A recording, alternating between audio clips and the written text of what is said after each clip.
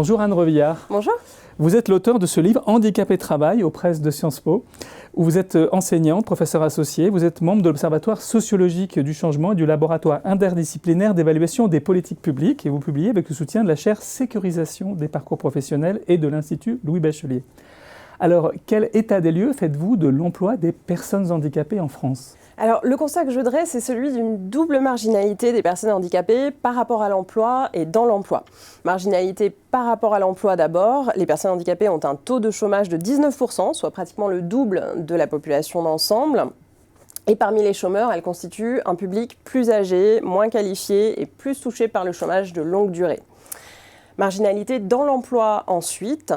Les personnes handicapées en emploi occupent plus souvent des postes moins qualifiés, moins prestigieux, moins rémunérateurs et elles travaillent plus souvent à temps partiel. Quant à la question de la promotion professionnelle, elle est absente de l'action publique et de la plupart des recherches. Il y a là un impensé particulièrement révélateur, à mon sens, de la façon dont on se pose, ou en l'occurrence dont on ne se pose pas la question du handicap au travail.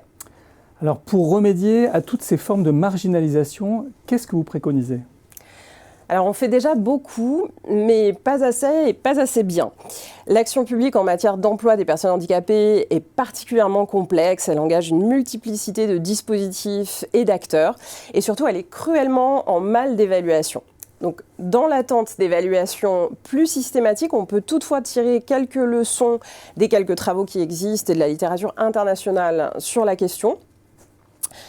Premier élément, il est essentiel de maintenir des interventions qui visent à la fois la demande et l'offre d'emploi. Donc formation et accompagnement des demandeurs d'emploi d'un côté, engagement des employeurs de l'autre. Deuxièmement, du côté de l'offre d'emploi, il ne suffit pas d'interdire les discriminations pour y mettre fin. Des actions plus volontaristes en direction des employeurs sont nécessaires.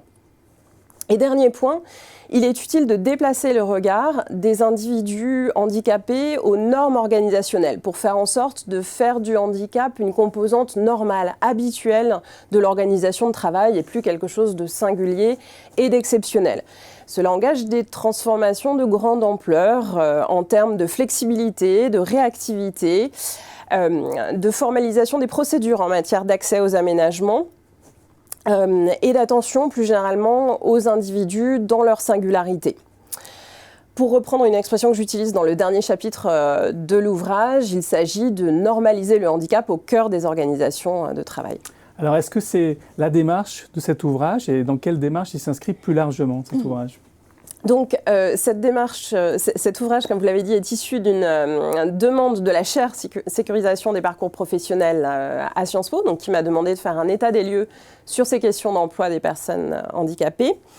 Comme je travaille dans un laboratoire interdisciplinaire d'évaluation des politiques publiques, mon réflexe a été de dresser un état des lieux des recherches dans plusieurs disciplines, donc sociologie, économie, droit, histoire, sciences politiques, psychologie sociale. Et j'ai cherché à faire à la fois un diagnostic de la situation des personnes handicapées par rapport à l'emploi et une mise en perspective des politiques existantes.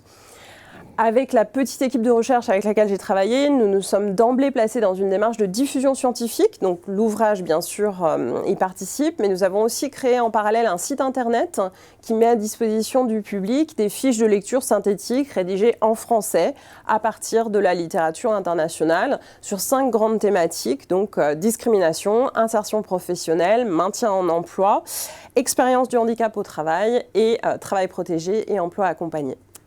C'est donc une démarche de sensibilisation à laquelle participe ce site web auquel on peut se reporter, de même que votre livre Handicap et Travail. Pour en savoir plus, merci beaucoup Anne Revillard d'être venue sur notre plateau aujourd'hui. Merci à vous.